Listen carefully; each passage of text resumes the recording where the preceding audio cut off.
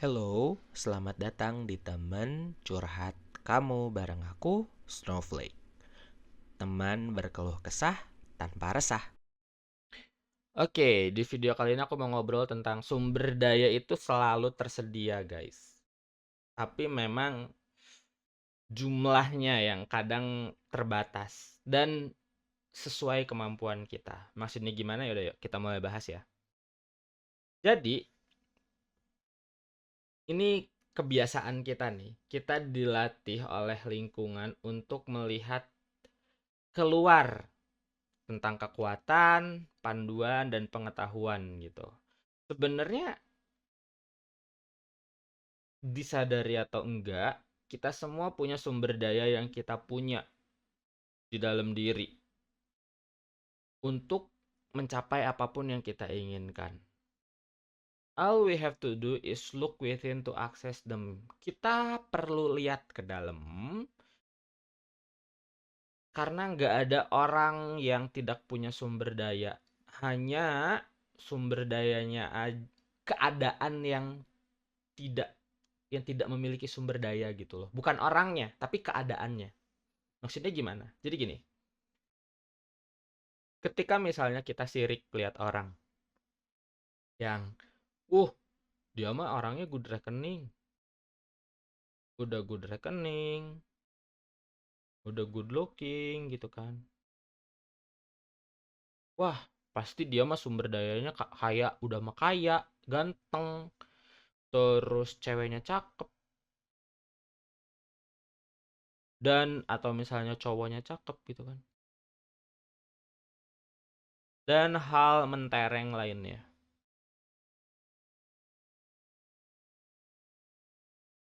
Apalah gue yang gue aja masih bisa hidup syukur, muka pas-pasan, nggak kayak kaya amat, kemana-mana masih pakai motor dan segala macam gitu.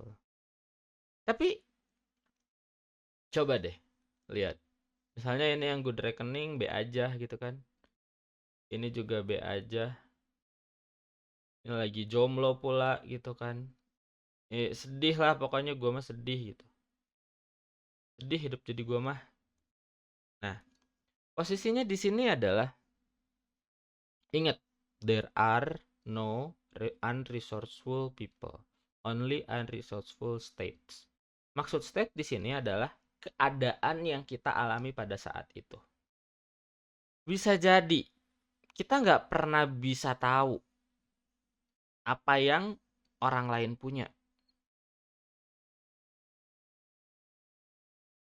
Bisa jadi dia good reckoning, good looking, punya cewek cakep, punya cowok cakep, nggak bahagia, bisa jadi.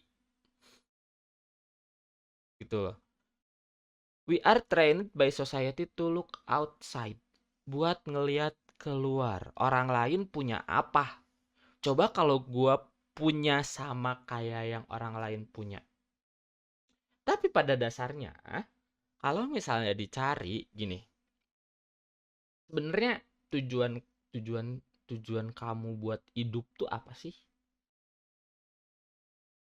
Karena semuanya berawal dari sana loh. Ketika misalnya tujuan hidup kamu untuk punya uang tok gitu ya, punya uang doang, maka semua sumber dayanya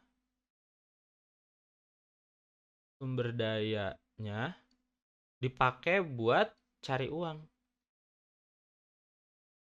gitu. Kalau misalnya dicarinya ketenangan, dan kamu define ketenangan yang kayak gimana yang mau kamu punya, sama sumber dayanya buat dapetin ketenangan.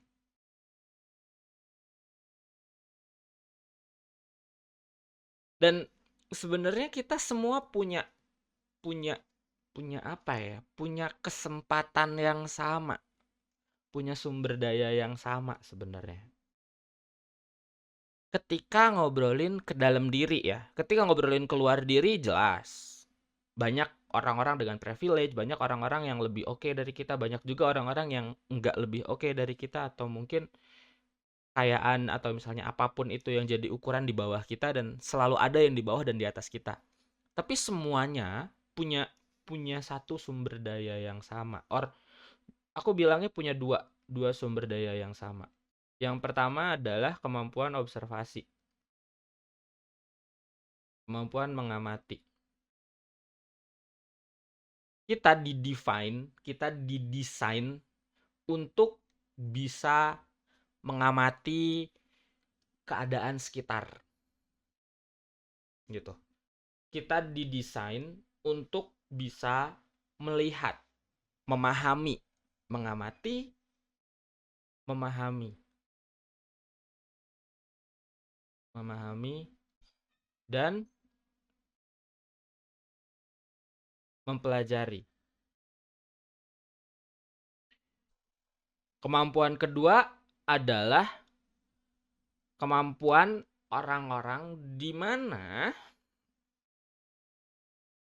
mereka tuh, atau yang aku pahami itu lebih ke arah learning capacity, learning capability. Learning capability ini jelas, tiap orang beda-beda. Tapi, yang perlu diingat adalah ketika kamu fokusin kemana, kesitulah kamu ngarahinnya. Atau bidang mana yang kamu kuasai, kesitulah ngarahinnya.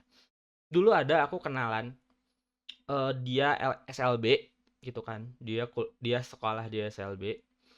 Tapi dia sangat mahir bikin-bikin kandang, bikin-bikin bangunan, bikin-bikin ini itu. Dengan segala keterbatasannya, learning capability-nya di bidang construction. Dia bikin kandang buat kelinci, dia bikin kandang buat ayam, dia bikin bangunan yang pakai semen, pakai bata, dan segala macam dengan bahagia dan dengan happy-nya dia ngelakuin itu gitu loh. Karena basically kita semua punya dua ini gitu loh. Kita punya kemampuan mengamati, memahami, dan mempelajari, sama learning capability kita yang nanti tuh sumber dayanya kita arahkan ke sana. Kalau misalnya kamu tertarik untuk masuk ke dunia pertanian, maka learning capability kamu coba cek dulu nih. Cocoknya kerja, cocok nggak jadi petani? Karena biasanya orang dengan learning capability tinggi di bidang itu biasanya proses belajarnya lebih cepat. Jadi coba pastikan dulu nih ya, kita punya sumber daya yang sama kok. Kita punya kemampuan mengamati, memahami, dan mempelajari. Terus kita juga punya learning capability untuk belajar hal baru.